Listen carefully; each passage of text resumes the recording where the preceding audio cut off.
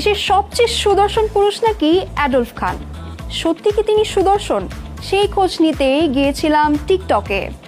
এরপর বাকিটা ইতিহাস।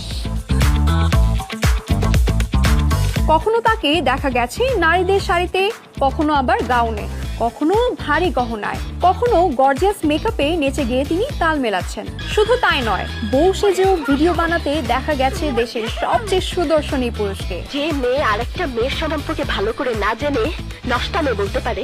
একটি ভিডিওতে দেখা যাচ্ছে বড় বড় চুল, পরনে জাঁকজমক এক গাউন, আর কানে ও গলায় গহনা পরে ড্যান্স করছেন অ্যাডলফ খান।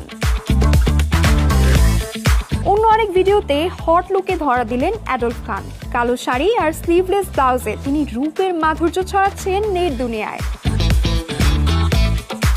এছাড়াও আছে তার একাধিক লাস্যময় লুকের ভিডিও, যেসব লুক বলিউডের দীপিকা, ক্যাটরিনা, আলিয়াদেরকেও হার মানাবে। শুধু তাই নয়, করণ জোহরের থেকেও অনেক গুণ এগিয়ে আছেন বাংলাদেশের অ্যাডলফ খান।